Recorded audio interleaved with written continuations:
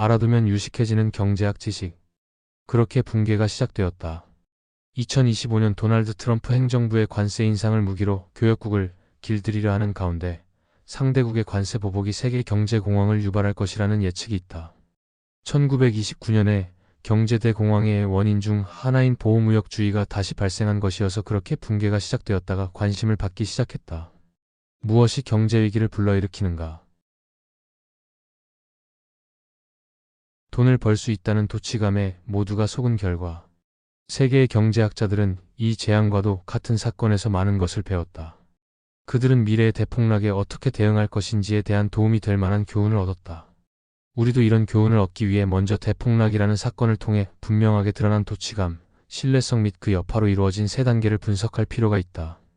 주식시장에서든 주택시장에서든 혹은 국가나 특정 지역에서든 도취감은 시장이 계속 상승할 것이라는 믿음을 갖게 한다. 따라서 부채의 증가가 우려의 대상이 아니었다. 1929년의 대폭락은 경이적인 기술이 주식시장의 끊임없는 상승을 견인할 것이며 따라서 주식시장에 투자하는 게 돈을 버는 확실한 방법이라는 믿음에 힘입은 것이었다. 또한 우리는 신뢰성이 중요하다는 것을 확인했다. 연준이 경제를 뒷받침하기 위한 금융 여건을 완화하는 작업을 더디게 한 것이 대공황을 악화시키는 요인이 되었다. 프랭클린 디 루스벨트가 은행에 대한 신뢰 회복에 나선 것이 경기 회복의 출발점이 되었다. 또한 루스벨트의 행보는 효과적인 은행 규제의 중요성, 특히 예금자들이 자기 돈은 안전하다는 믿음을 가질 수 있게 하는 예금보험의 필요성을 강조했다. 따라서 신뢰할 수 있는 경제 정책이 중요하다. 이런 정책은 대폭락의 여파를 결정하는 데 커다란 영향을 미친다. 1929년의 대폭락은 시장이 붕괴하면서 은행 시스템 전체가 무너졌기 때문에 미국 역사상 최악의 불황을 낳았다. 체계적 은행 위기에서 회복하는 데는 오랜 시간이 걸린다. 은행은 구제되어야 한다. 은행이 대출을 중단하면 신용 경색이 따르고 이는 이제는 돈을 쉽게 빌리거나 투자를 할 수 없게 된 기업과 가게에 영향을 미친다. 연준이 잘못된 판단을 하고 은행을 정리하는데 미국 정부가 느리게 반응한 것이 정책의 부재를 여실히 보여주었다. 따라서 은행 위기와 신뢰할 수 있는 정책의 부재로 인한 대폭락의 여파는 신속한 회복이 아니라 수백만 명의 사람들이 10년에 걸쳐 어려움을 겪었던 대공황으로 나타났다. 전 세계적으로 뻗어나간 금융위기. 대폭락 이후에 얻은 교훈이 있었음에도 20세기 후반과 21세기 초반에는 금융위기가 끊이지 않았다. 은행위기, 주택 및 주식시장의 폭락, 통화 및 국채위기를 포함해 온갖 종류의 일련의 금융위기가 금융시장의 개방과 세계화와 함께 일어났다. 1970년대 이후 역외 금융과 외환 거래의 확산으로 시장 간의 긴밀한 연계가 이루어졌고 그 결과 경기 침체가 다른 나라로 빠르게 퍼질 수 있었다. 수세기에 걸쳐 모든 규모와 형태의 위기가 있었지만 지난 수십 년간 세계 경제를 아우르는 일련의 금융재해가 정기적으로 발생했다. 이러한 금융시장의 세계화 이후에 3세대에 걸친 외환위기가 있었다. 첫 번째는 1980년대 초 라틴 아메리카의 외환위기였다.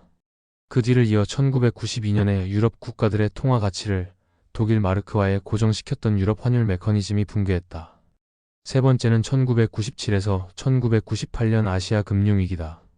이는 결국 튀르키예, 러시아, 브라질, 아르헨티나 등으로 확산했다. 같은 시기에 미국에서는 저축대부조합 위기가 맹위를 떨치고 있었고 한때 번창했던 일본 경제는 부동산 시장의 극적인 붕괴로 무너지고 있었다. 21세기가 시작될 무렵 닷컴 버블이 터지면서 위기의 역사는 그칠 줄을 몰랐다. 이러한 위기는 미국 경제를 침체로 몰아넣었고 세계의 금융시장으로 전파되었다. 그 후로 세계는 1929년의 대폭락 이후 최악의 체계적 은행 위기를 경험했다. 미국의 무분별한 서브프라임 모기지 대출에 기원을 둔 2008년의 세계 금융위기는 미국 금융산업의 붕괴를 초래했고 나아가서는 영국 금융 시스템을 붕괴시키고 다른 국가의 금융 시스템에도 커다란 영향을 미쳤다. 2010년에는 미국 서브프라임 위기의 여파로 유로 위기가 닥쳤다. 그 결과로 아일랜드, 포르투갈, 그리스가 역사상 최대 규모의 구제금융을 받아들였고 스페인과 키프로스에서는 은행 시스템 전체가 구제금융을 받아들였다. 그 후로 얼마 지나지 않아 세계는 코로나19 팬데믹으로 타격을 입는다. 뒤이은 시장 붕괴는 그 규모가 역사상 가장 컸다.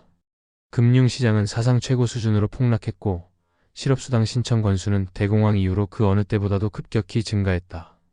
이후로 금융 부문은 회복되었지만 실물 부문은 그렇지 못했다. 세계 경제를 구하기 위한 대대적인 정부 조치들은 역사에서 얻은 교훈에 얼마나 주의를 기울였는지 혹은 무시했는지를 여실히 보여주었다. 대폭락의 다음 타깃은 누구일까? 다음 대폭락은 어디에서 비롯될 것인가? 최근 중국 부동산 시장의 움직임은 전 세계적인 경제 침체로 이어질 수도 있을 것이라는 우려를 낳고 있다. 다른 국가와 다른 부문에서 먼저 금융위기가 닥칠 수도 있다는 점은 의심할 여지가 없다. 하지만 중국은 경제 규모 자체가 그 어떤 위기에도 아랑곳 없이 중국뿐만 아니라 세계 경제에 지대한 타격을 가할 수 있기 때문에 두드러진다. 그리고 중국의 위기는 이미 무르익었다.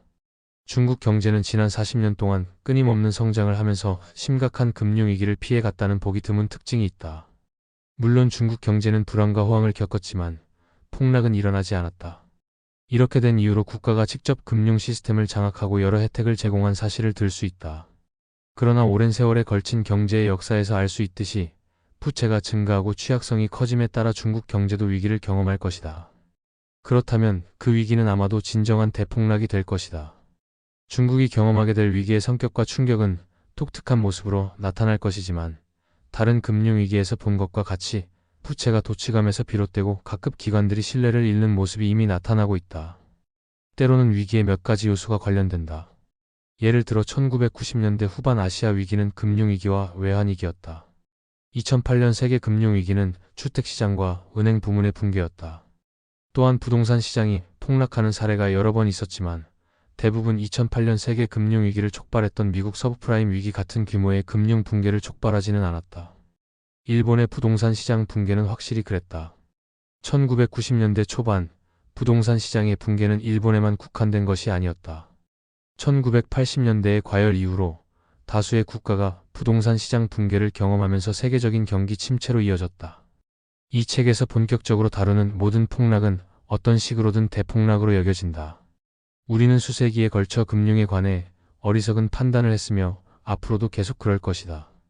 이 책 그렇게 붕괴가 시작되었다는 우리가 필연적으로 발생하는 다음 위기를 피해 갈 수는 없다 하더라도 적어도 그 위기가 닥쳤을 때 최악의 상황을 피하려면 무엇을 배워야 하는가에 주안점을 둔다. 그리고 우리가 또 다른 세계적인 붕괴를 막기 위해서라도 역사를 통해 많은 교훈을 얻기를 바랄 뿐이다. 이상으로 그렇게 붕괴가 시작되었다 이었습니다.